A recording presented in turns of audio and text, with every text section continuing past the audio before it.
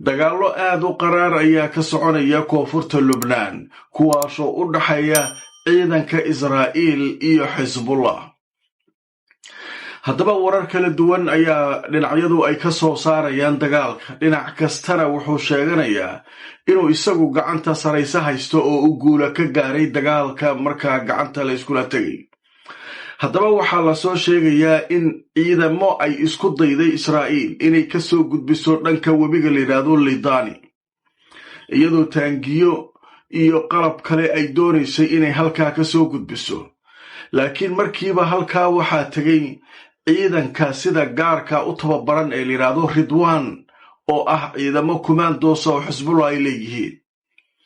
inkastoo dagaalka uu aad u kululaa, haddana ciidanka Israa'iil waxaa taageerayay erokobtaro oo markaa ka difaacayay weerarka ay Xisbullahi ku soo qaadaysay.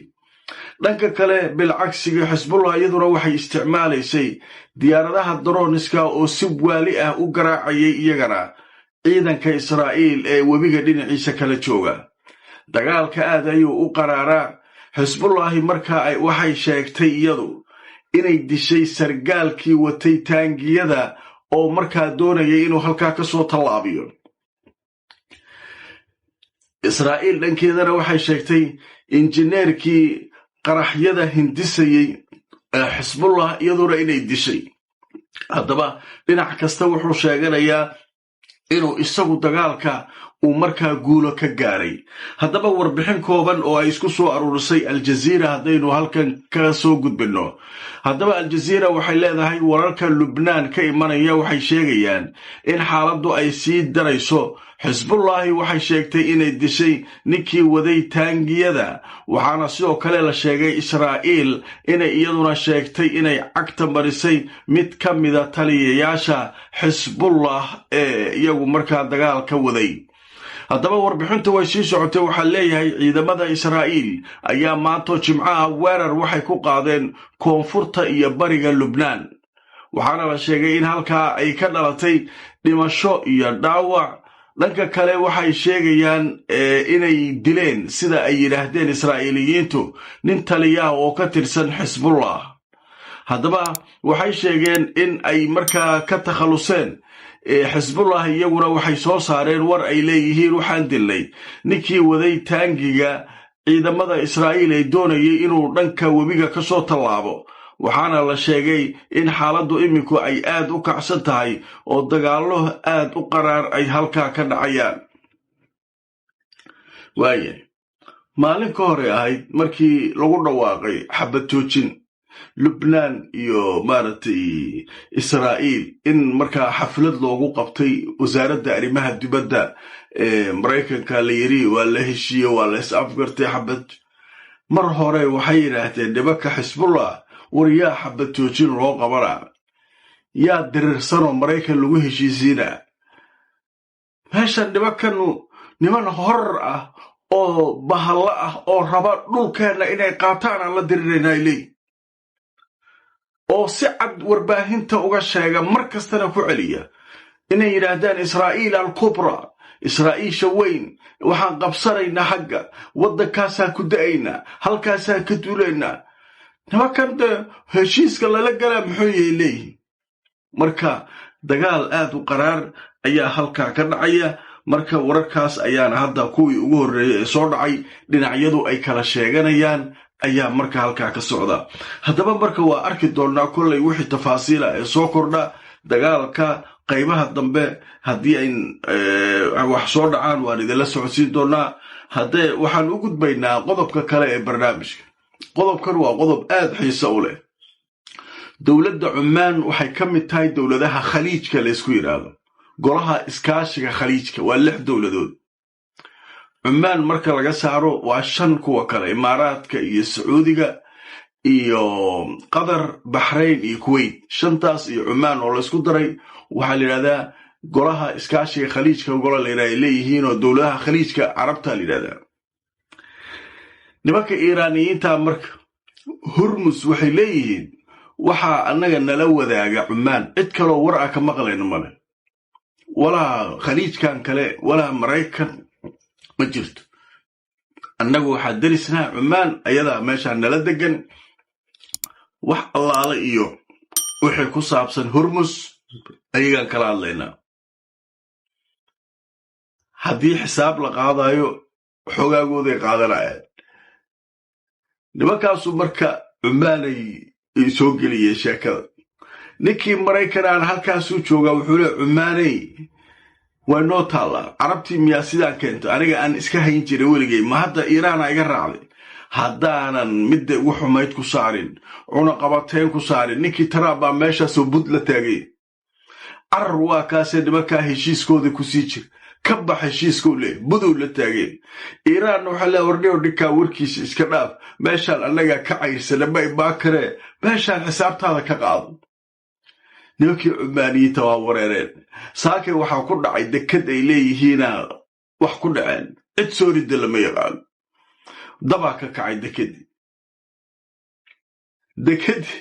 haddana way damiyeenoo dekadii shaqadeeda way socotaa ay dheheen iiraaniyiintu waxay leeyihiin macallinka weyn oo meesha fadhiya oo diidan cilaaqadeenna waxaan soo tuuraayo marka nimankii cumaaniyiinta khalkhalay galeen nimanka waa wareereen haddaba markaan idintusoo warbixinno kala duwan oo la qoray marka hore waxaanu ka hadlaynaa wargeyska alqudus wuxuu leeyahay jariiradda la yidhaahdo guardian ee ka soo baxda ingiriiska ayaa qortay cumaan inay markaasi la kulmayso cadaadis xoog leh oo ka imaanaya dhanka maraykanka kaasoo lagu qasbayo cumaan inay jarto xiriirka ay la leedahay iiraan oo ku saabsan arrimaha marinbiyoodka hormus ma ujeedaa wargeyskii guardian ingiriiska iyo kulli way ka hadlaya waxay leey maraykanka budow u haystaa war jooji xiriirkanuu leeyay dhanka kale markaa waxaan idin tusinayaa wasiirka arrimaha dibadda ee iiraan oo isaguna arrintaa ka hadlay haddaba haddaan idin tuso caraaqji oo ah wasiirka arrimaha dibadda ee iiraan wuxuu leeyahay saldanadda cumaan waxay markaa nagala shaqayn doontaa maamulidda marinbiyoodka hormus telefisyoonka iiraan ayaa soo xigtay wasiirka arrimaha dibadda cabbaas caraaqji wuxuuna yidhi iiraan iyo saldanadda cumaan waxay wada nadaamin doonaan oo ay ka wada shaqayn doonaan marinbiyoodka hormus si waafaqsan sida uu yidhi qawaaniinta caalamiga ah ma ujeedaa nimankii cumaaniyiinta ahaa waa wareereen nimankaa waxay leeyihin warkaalaya meeshaan nimcaa taalo aan meeshaan isbaarada nala soo gala aan iska dhuuqno waxaan ninkii maraykanaan halkaasuu bud la taagaya wallay ka tahay haddaad nimankaa kusii jirto waxa kugu dhaco ayaabaa leey marka nimankii cumaaniyiinta marka halkaas laakiin nin oo la waraysanaya waxaa la yidhi cumaan marka xaggee u badan tahay waa aragnaa maraykan inuu bud la joogo meeshaan car iiraan la saaxiib leh iiraanna ay gacmo furan u fidinayso le kaala meeshaan nala nadaami marka ayagu mabda ahaan xaggee u janjeeraan markaasa waxaa leeyahay shaki maba ku jiraba cumaantu waxay saaxiib leeyihiin iiraan maraykan waa iska dhegatiroyaan shirka warkiisa maba ku jiraan marka sheekadaasu marka halkaasay baraysaa khaliijiyiintii kalena way yaaban yihiin gacmaha isdul saaran wadaadadii nimankii khamiiska waaweynaa waxay leeyihiin